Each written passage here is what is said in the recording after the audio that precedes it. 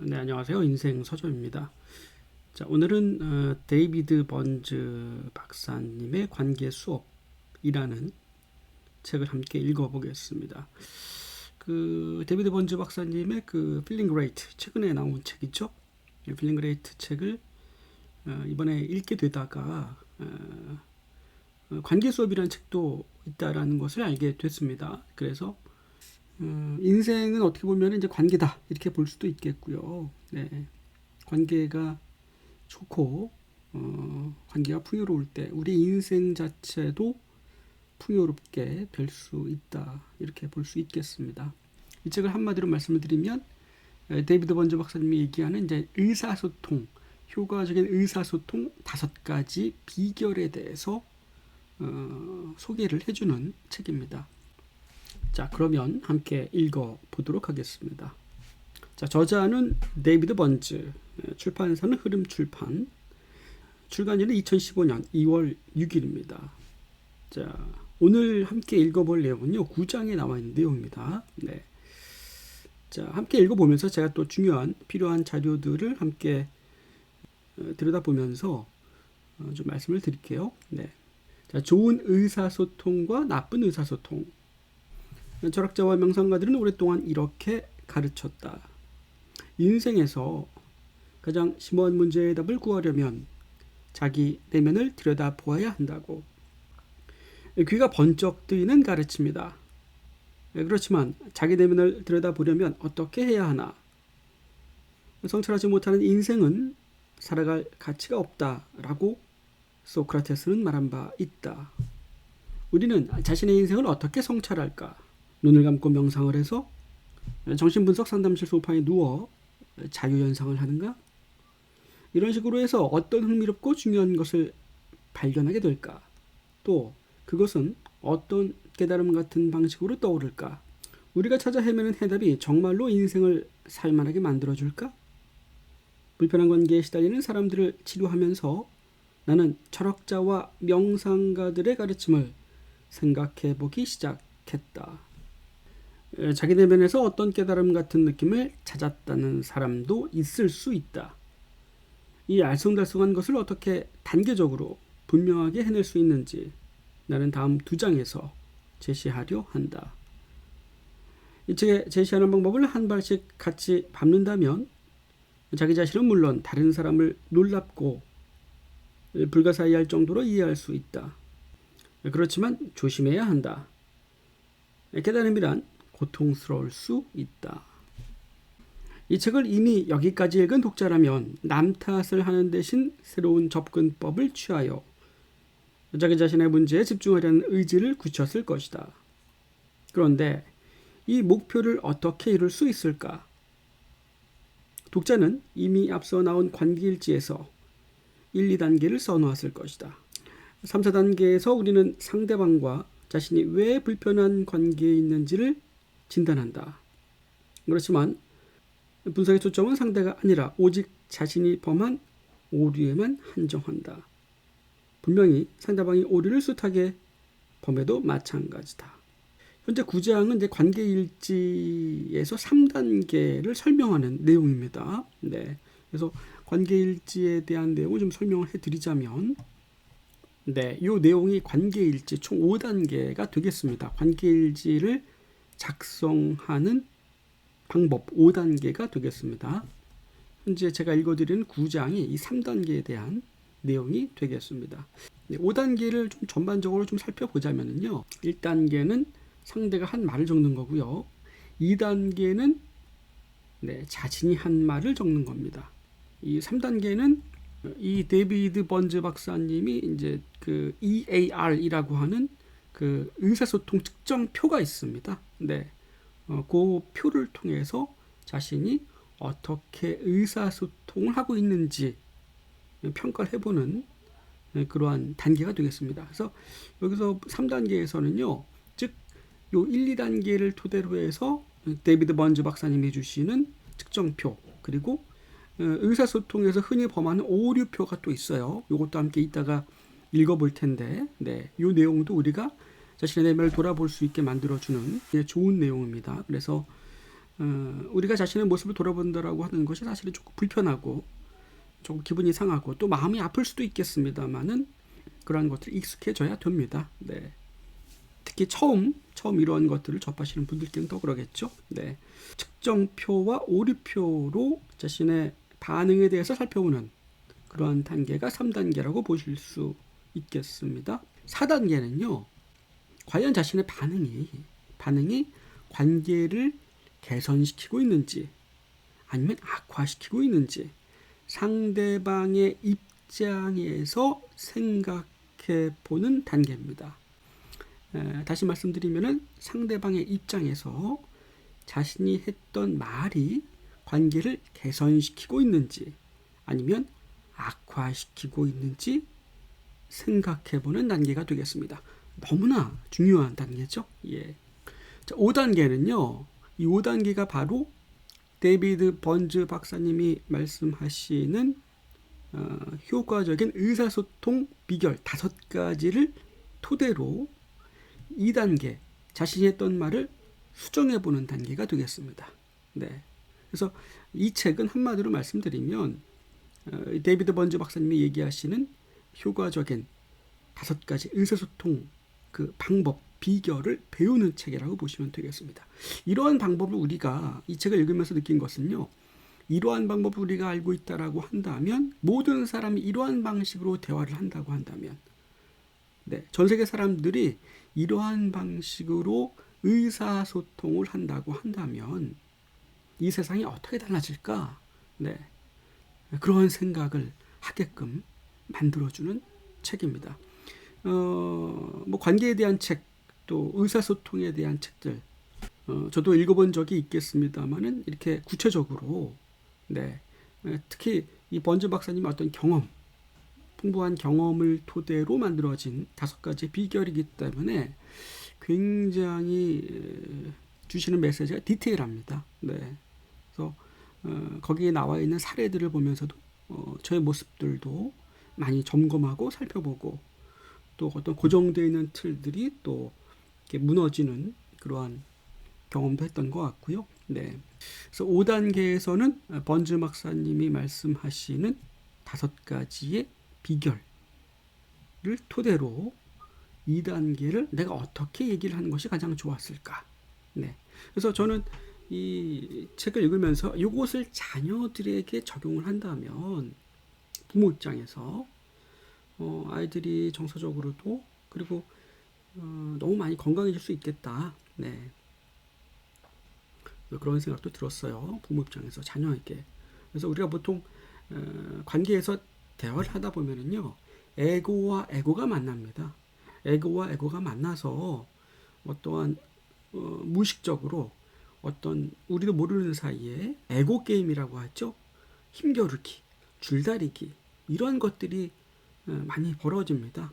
하지만 여기 안에서는 사실 그런 것들 다 무력화시키는 네, 진정한 관계를 위해서는 어떻게 소통해야 되고 우리가 무언가를 어떤 것들을 내려놔야 되는지 네, 그런 것들을 좀 많이 직면하게 해주는 그러한 내용이었던 것 같아요.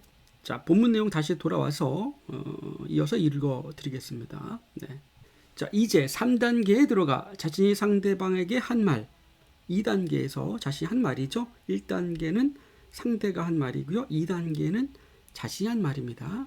2단계에 써둔 것을 꼼꼼히 살피면서 이러한 반응이 좋은 의사소통의 본보기인지 아니면 나쁜 의사소통의 본보기인지 자신에게 물어보자.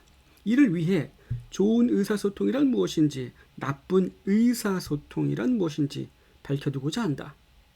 자, 좋은 의사소통의 3가지 핵심 요소가 있습니다. 좋은 의사소통은 3가지 요소로 이루어진다. 잘 귀담아 듣기, 공감이죠. 효과적인 자기 표현, 주장, 그리고 존중하기다. 총 3가지로 이루어져 있죠. 네. EAR이라는 약자로 기억해 두도록 하자. E는 공감, A는 주장, R은 존중이다. 나쁜 의사소통은 귀담아 듣지 않기, 자기 감정 나타내지 않기, 배려나 존중심을 보이지 않기다.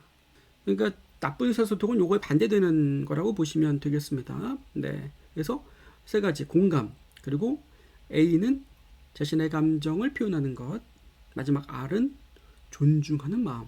이 세 가지가 좋은 의사소통의 핵심 세 가지다. 이렇게 얘기를 하고 있습니다. 자, 공감부터 살펴볼게요. 네, 공감 그러면 우리가 사실 뭐 관계에서 공감이라는 내용은 좀 진부한 내용이 아닌가? 이렇게 생각할 수도 있습니다. 그러나 사실상 우리 현실, 우리의 일상생활 속에서 가족과의 관계나 또 동료들과의 관계에서 대화하는 것을 우리가 다시 한번 생각해 본다면요, 우리가 얼마나 이 공감이라고 하는 부분을 놓치고 있는지, 상대의 감정, 상대의 생각을 그저 무시하고 존중하지 못하는 상태로 그저 방어하기 위한 대화를 하고 있는지를 아주 절실하게 느끼게 됩니다. 네. 자, 공감 한번 읽어보겠습니다. 공감이야말로 좋은 의사소통의 첫째 특징이다. 공감이란 다른 사람의 눈으로 세상 일을 듣고 보려는 태도를 뜻한다. 상대 입장에서 생각하고 바라보는 것을 의미한다. 이렇게 얘기를 해주고 있습니다. 상대방의 비판이 부당하고 상대방의 관점이 자신과 다를지언정 그 사람의 말에서 일말의 진실을 찾아내는 것이다. 네. 그 사람의 말에서 일말의 진실을 찾아낸다. 이 말이 이 책 읽다 보시면은요, 계속해서 나옵니다. 또 상대방의 말에 입각해서 그 사람의 생각과 감정을 인정해준다. 대부분의 사람들은 귀담아 듣는 일을 제대로 하지 못한다. 대부분의 사람들은 일단 화가 나면 상대방의 말과 감정을 인정하지 않을 뿐만 아니라 상대방의 말에 일말의 진실이 있는지 들여다보려 하지 않는다. 그 대신 상대방이 틀렸다고 우기며 자기 자신을 방어한다. 보통 우리들의 모습이죠. 방어하고 자신이 옳다 주장하기에 더 급급해서 상대방의 감정이나 기분이나 생각 등은 전혀 고려되지 않은 채 대화가 진행이 되죠. 그러한 대화는 계속해서 논리적인 어떠한 힘겨루기 형식의 대화, 에너지를 소진시키는 대화가 되고 관계는 좋아지긴커녕 누가 이겼다 졌다 이러한 식으로 관계가 흘러가는 어떠한 경향들이 많이 있는 것 같습니다. 자, 두 번째는 자기 표현입니다. 자기 표현은 좋은 의사소통의 둘째 특징이다. 내 기분은 이러저러해 라는 말로, 즉 나는 지금 조금 마음이 불편해 혹은 슬퍼 라는 말로써 자신의 감정을 직접 솔직하게 표현하는 것이다. 더 나아가 다른 사람이 위축되거나 면박당하거나 무시당한다고 느끼지 않도록 자신의 감정을 요령 있게 전달한다. 이와 반대로 나쁜 의사소통은 자기 감정을 솔직히 드러내기보다는 자신의 부정적 감정을 숨기거나 아예 공격적으로 드러낸다. 보통 우리들이 감정이 올라왔을 때 이렇게 얘기를 하죠. 자신의 감정을 숨기거나 감정이 없는 척하거나 아니면 공격적으로 상대를 여기 나온 것처럼 면박하거나 무시하거나 위축시키게 하는 대화들을 많이 하게 되죠. 그것이 어떤 강도의 경중이 있을 뿐이지 우리가 자신의 대화하는 방식을 살펴보면 이렇게 하는 경향이 많이 있다라는 얘기입니다. 가령 이 멍청이 꺼져버려 라며 욕을 퍼붓거나 화를 터뜨린다. 이런 말은 분명히 화가 났다는 표시이긴 하지만 내 기분은 이러저러해 라는 표현이라고 할 수 없다. 그냥 감정을 상대에게 표출시켜버린 거죠. 적개심이 담겨 있기 때문이다. 이런 말은 오히려 너는 이러저러하다는 표현에 속한다. 상대를 판단하는 표현이죠. 제 둘레에 벽을 쌓고 상대방을 공격하기 때문이다. 너는 이러저러하다는 표현은 더 큰 갈등과 싸움을 일으킬 뿐이다. 더 큰 상처를 남기겠죠. 자, 세 번째는 존중입니다. 너무나 강조해도 지나치지 않는 상대를 존중하는 마음. 자, 좋은 의사소통의 셋째 특징은 존중이다. 갑갑하고 짜증스러워도 친절, 보살핌, 존중의 자세로 다른 사람을 대해주는 것이다. 이와 반대로 나쁜 의사소통은 마치 상대방을 싸워 이겨 모멸감을 주려는 양 생색을 내거나 적대적이며 경쟁적인 태도로 대한다. 상대방과 가까워지기는커녕 오히려 꺾어 누르는 것이 목표가 된다. 너무나 자주 보이는 모습입니다. 상대에게 이기기 위한 상대방을 꺾어 누르려는 것이 대화의 목적. 다음에 나오는 의사소통 진단표는 좋은 의사소통과 나쁜 의사소통의 세 가지 특징을 요약해 놓은 것이다. 여기에는 의사소통에서 흔히 범하는 오류 목록도 제시되어 있다. 이 오류 목록 뒤에서 제가 읽어드리겠습니다. 이렇게 함으로써 관계일지 2단계에 기록된 내용에서 의사소통 오류를 정확히 찾아낼 수 있다. 여기서 말씀하시는 이제 진단표하고 오류 목록을 바탕으로 2단계 자신의 반응, 자신이 한 말에 대한 어떤 의사소통 오류를 정확하게 분석해낼 수 있다. 이렇게 말씀을 하고 계신 거죠. 관계일지를 넘기면 이 표 두 개를 보게 된다. 자, 먼저 이게 보여드리는 것은 현재 이 관계수업 책 9장에 역시 나와 있는 표입니다. 그래서 좋은 의사소통과 나쁜 의사소통의 어떤 특정표가 되겠습니다. 첫 번째는 공감입니다. 상대방의 감정을 인정하고 그 사람의 말 속에서 일말의 진실을 찾는다. 네, 공감이에요. 나쁜 의사소통은 뭡니까? 반대죠. 자, 상대방의 감정을 인정하지 않으며 그 사람의 말 속에 일말의 진실이 담겨 있는지 찾으려 노력하지 않는 것. 그저 방어하고 상대방을 공격하는 그러한 소통이 되겠죠. 예, 이러한 것이 없다면. 두 번째 자기 표현입니다. 내 기분은 이러저러해 라고 말함으로써 자신의 감정을 직접 솔직하게 공격하고 남 탓하기 위한 것이 아니라 내 감정이 현재 이러이러하다라고 정직하게 감추는 것이 아니라 자신의 감정에 대해서 유령 있게 표현을 해야 된다. 네. 그래서 이 책에서는 이것을 어떻게 유령 있게 표현할 것인지에 대한 훈련하는 방법들도 소개를 자세하게 해주고 있습니다. 그 연습 방법을 가지고 우리가 가까운 친구나 동료, 가족과 연습을 하면서 이 5가지 효과적인 의사소통 비결을 우리가 훈련해 나간다면, 네, 습득해 나간다면 관계가 많이 좋아질 것이고, 그리고 이 사회 자체가 너무나 좋아질 것이다라는 그러한 상상을 하게 됩니다. 네. 나쁜 의사소통은 방어적인 태도로 말싸움을 벌이거나 상대방을 공격한다. 마지막 존중입니다. 상대방 때문에 속상하고 짜증 나더라도 배려와 존중심을 보여준다. 네, 나쁜 의사소통은 상대방을 무시하거나 차갑고 경쟁적이며 생색내는 태도로 대한다. 너무나 우리가 일상에서 많이 보이는 그러한 모습들이죠. 상대방을 무시하거나 차갑고 경쟁적으로 대하는 태도. 네. 이것이 3단계에서 2단계 자신이 했던 말을 갖고 내가 좋은 의사소통에 해당이 되는지 나쁜 의사소통의 본보기인지 체크를 해가면서 평가를 해보는 측정표가 되겠습니다. 자, 이어서 읽어드릴게요. 자, 이제 3단계에 들어간다. 앞서 보았던 한나와 할 부부의 경우를 보기로 한다. 이게 이제 그 9장 전에 나온 어떤 사례 이야기인데요. 제가 좀 설명을 해드리면서 읽어드리겠습니다. 남편 아래에서 남의 말을 귀담아 듣지 않는다는 지적을 받고도 한나는 이를 무시하고 아무 대꾸도 하지 않았다. 그러니까 이 할이라는 사람과 한나라는 사람이 부부입니다. 근데 부부관계에 이제 문제가 있어서 이 데이비드 번즈 박사님께 의뢰를 했겠죠.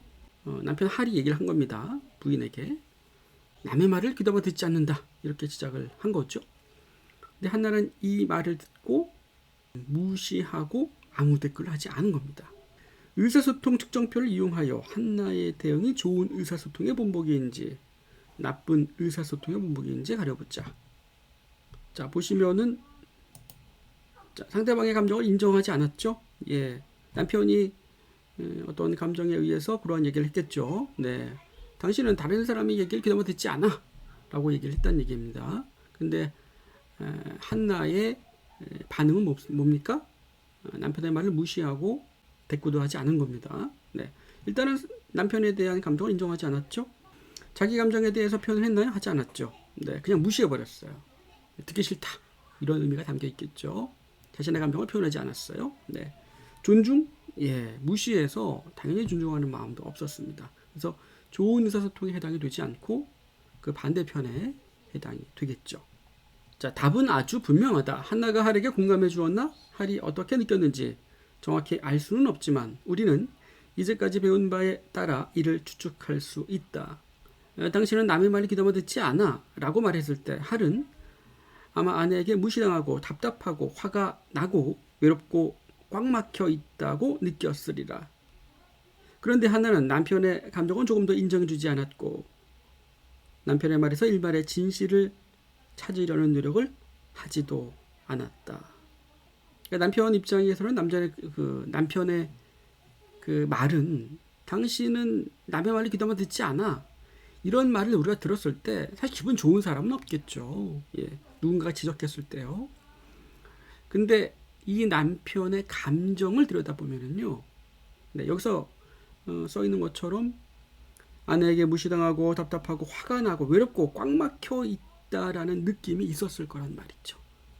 네, 그러한 감정에 의해서 그 감정이 뱉어내는 말이었을 겁니다. 아내에게. 근데 우리가 이 말 자체로만 들으면 내가 언제 귀담아 듣지 않았다라는 거야? 그러면 당신은 이렇게 나간다는 얘기죠. 보통. 그죠? 여기에 대해서 반박하고 나갔죠. 여기에 대해서 방어하거나 공격하는 태도를 취하게 됩니다. 근데 데이비드 번드 박사님은 여기서 그 사람의 감정을 보고 그리고 일말의 진실을 찾아내라. 네. 기분이 좋지 않을지언정 네. 상대의 말에서 일말의 진실을 찾아서 들어라. 이렇게 얘기를 하는 겁니다. 그리고 상대의 감정에 존중하는 마음으로 공감을 해 주어야 된다. 이렇게 얘기를 해주고 계신 겁니다. 이 대화하는 방식의 관점이 좀 바뀌죠. 그렇죠? 예. 그러니까 상대의 어떠한 상대와 나가 아니라 상대의 감정과 나의 감정입니다. 상대와 내가 대화하는 것이 아니라 상대 안에 있는 어떠한 묵혀있는 감정이 대화하고 있는 거예요. 네. 그리고 내가 반응할 때도 내가 얘기하는 것이 아니라 내 안에 있는 감정이 반응하는 겁니다. 그죠? 관점이 좀 많이 바뀌죠. 자, 한나가 자기를 표현했는가? 자기 감정을 솔직하게 털어놓았는가? 그렇다고 할 수 없다. 한나는 남편에게 지적당했을 때 슬프고 쓰리고 비난받는 것 같았고 화가 나고 외롭고 허탈하고 기 꺾이고 무시당하는 느낌이었다고 했다. 그러면서도 남편에게 아무 말도 하지 않았다. 한나는 분명히 자기 감정을 숨긴 것이다. 남편에게 아무 대답도 하지 않았지만 몸짓을 통해서 충분히 표현하지 않았느냐고 반문하는 분도 있을지 모르겠다. 아마 팔짱을 끼고 단단히 심통난 얼굴을 보여주었을 수도 있다. 한숨을 내쉬며 눈을 위로 굴렸을 수도 있다. 그러나 이런 행동은 감정을 털어놓는 일과는 거리가 멀다. 하나는 자신의 감정을 수동적 공격성으로 드러냈다. 이렇게 해서 하를 냉대하고 무시해 버렸다. 이런 태도에는 배려나 존중심이 담겨 있지 않다. 오히려 하나는 할이 이 세상에 없는 사람인 듯 행동했다. 투명인간 취급을 한 거죠. 수동적 공격성. 너무나 많이 우리가 일상에서 범하는 잘못된 의사소통 방식이 아닌가 하는 생각이 들었습니다. 입을 꼭 다물어버린 것에는 다름과 같은 뜻이 담겨 있다. 당신은 상대할 가치가 없어. 그리하여 하나는 의사소통 측정표 중 세 항목 모두에게 0점을 받았다. 친밀한 관계 만들기 훈련에 처음 참여했을 때 하나는 모든 것이 남편의 잘못이라고 굳게 믿었다. 왜 남편이 자기를 그렇게 비난하는지 알고 싶어 했다. 그런데 문제의 초점을 한나에 맞추자 우리는 한나가 심각한 의사소통 오류를 범하고 있음을 알게 되었다. 자신이 더 큰 문제의 덩어리라는 깨달음은 고통스럽다. 상대방 탓이라고 굳게 믿을 때에는 그 고통이 특히 더하다. 불편한 상대방과 더 가까워지려면 갈등을 빚어내는 자신의 책임을 들여다보게 될 것이므로 더욱 힘겨운 일이 될 수 있다. 이 고역스러운 자기성찰 과정을 견뎌낼 각오가 돼 있다면 인간관계에 대한 깨달음과 인격적 능력을 함양할 수 있다. 우리는 다른 사람을 변화시킬 수 없다. 다른 사람의 생각, 감정, 행동은 우리의 통제 밖에 있다. 그러나 자기 자신을 변화시킬 방법은 배울 수 있다. 네. 재미있는 것은요. 이 책 제목이 이제 관계 수업이잖아요. 네.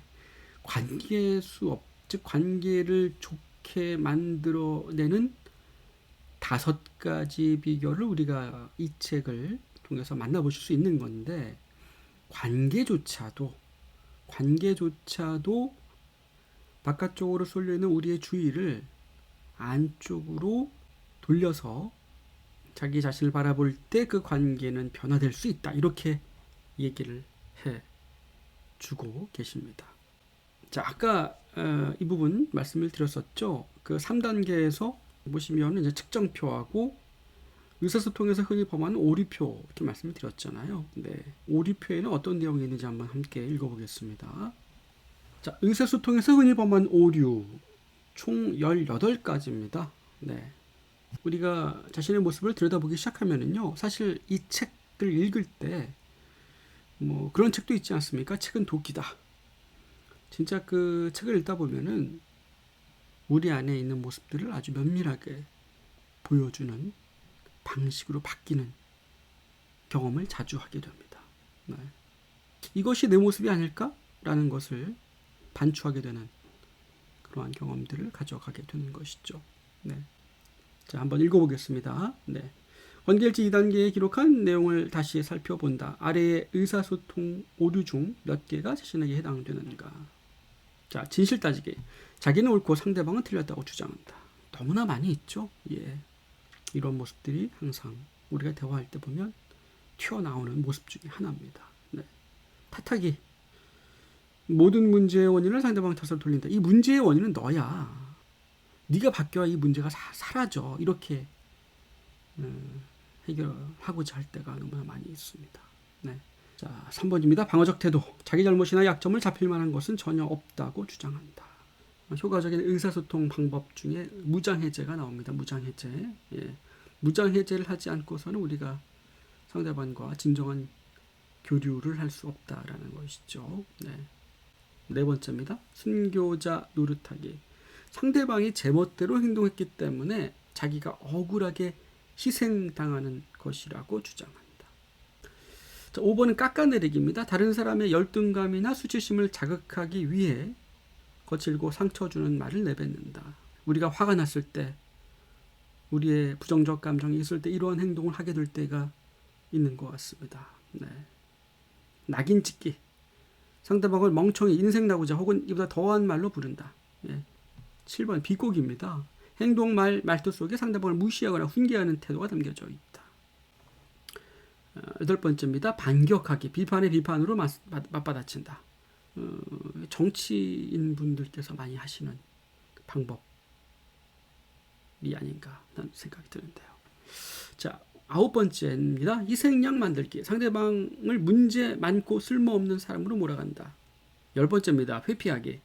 대화의 초점을 피하거나 예전에 섭섭했던 일들을 끄집어낸다. 네. 자, 11번입니다. 자기 탓. 남이 비판하지 못하도록 먼저 자기가 형편없는 사람인 듯 행동한다. 12번입니다. 희망 버리기. 온갖 노력을 해봤는데도 안 되더라고 주장한다. 13번 요구 들어놓기. 자기 뜻대로 상대방이 해주어야 하는데 그렇지 않다고 불평한다. 14번 부인. 자기는 그 문제와 아무 관련이 없다고 하거나 화가 잔뜩 났으면서도 전혀 화가 안 났다고 주장한다. 도와주기 선수. 비난되지 않고 충고를 늘어놓거나 도와주겠다고 나선다. 16번입니다. 문제 해결 선수. 다른 사람의 감정은 무시하고 그 사람이 겪는 문제를 해결해 주겠다고 나선다. 15번과 좀 연결되는 내용이죠. 네. 17번 수동적 공격. 문을 쾅 닫고 들어간다. 이런 것들은 너무나 비일비재하죠. 네. 입을 닫은 채 아무 말도 하지 않는 것. 네, 이런 것들도 수동적 공격이 되겠습니다. 독심술 오류. 자기 감정을 털어놓지도 않은데도 남들이 이를 당연히 알고 있으리라고 기대한다. 자신이 만들어 놓은 대상과 끊임없는 갈등을 만들어내는 그런 오류라고 볼 수도 있겠습니다. 네. 이렇게 18가지를 읽어봤습니다. 제가 좀 빠르게 읽어봤는데요. 18가지를 저와 함께 읽어보면서 아마 느끼셨을 겁니다. 이 부분은 나한테 좀 해당이 된다. 이런 부분은 또 나한테 좀 해당이 되겠다. 나의 모습인 것 같다. 좀 많이 느끼신 부분이 있으실 겁니다. 네. 말 그대로 우리가 의사소통에서 흔히 범하는 오류이기 때문에 여기에 해당이 되지 않는 사람은 없을 거라고 생각이 들어요. 네. 우리 자신의 모습을 이 18가지를 통해서 점검을 해봐라 라는 취지로 작성해 놓은 어떠한 측정표의 기준들이기 때문에 네. 이것에 대해서 자신의 모습을 충분히 점검할 수 있는 좋은 지표가 될 수 있으리라고 생각이 듭니다. 네. 그래서 아까 말씀드리는 그 EAR, 좋은 의사소통과 나쁜 의사소통, 그 측정표하고 이 18가지를 같이 관계일지 3단계에서 자신이 했던 말을 놓고서 분석을 하는 겁니다. 관계일지는 데이비드 번즈 박사님이 얘기하시는 효과적인 의사소통 5가지 비결을 마스터하기 위한 일련의 어떠한 훈련 방법이 되겠습니다. 그래서 1단계부터 5단계까지 이렇게 돼 있고요. 1단계는 이제 상대의 말이고 2단계는 자신이 했던 대답. 효과적 의사소통의 측정표와 오류표 2가지를 놓고서 자신의 반응에 대해서 분석을 하죠. 그리고 4단계에서는 상대방의 입장에서 생각을 해봅니다. 네, 자신의 반응이 관계를 개선시키고 있는가 아니면은 악화시키고 있는가 이렇게 상대 입장에서 생각해보는 단계고요. 5단계는 5가지 비결을 토대로 해서 자신의 반응을 수정해서 적어보거나 연습해보는 그러한 과정이 되겠습니다. 그래서 매번 자신이 어떤 문제가 있는 관계를 놓고서 이렇게 일지를 작성하다 보면 자신이 점차적으로 효과적인 의사소통의 5가지 비결을 조금씩 습득해 나갈 수 있다. 이렇게 볼 수 있겠습니다. 자, 마지막으로 효과적인 의사소통 5가지 비결을 좀 말씀을 드리면요. 첫 번째는 무장해제고요. 두 번째는 공감하기. 공감하기에는 이제 생각 공감과 상대의 이제 감정 공감 2가지가 있습니다. 네. 세 번째는 확인 질문하기. 네. 네 번째는 자신의 기분을 표현하는 것. 네. 5번째는 달래기입니다. 그래서 그 아까 보여드린 그 좋은 의사소통의 본보기 그 측정하는 표 있잖아요. EAR이라는 3가지 기준으로 측정하는 측정표.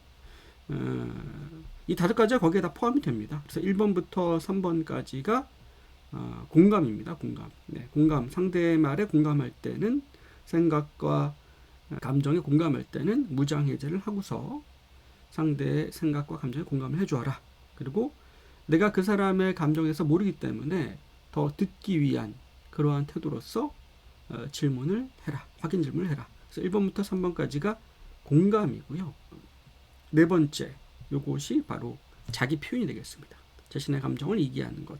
첫 번째가 공감, 두 번째가 자기 표현, 그 다음에 세 번째가 존중이었잖아요. 이 달래기가 존중입니다. 그래서 이 5가지가 EAR에 다 포함이 되어 있는 측정표의 기준이 되겠습니다.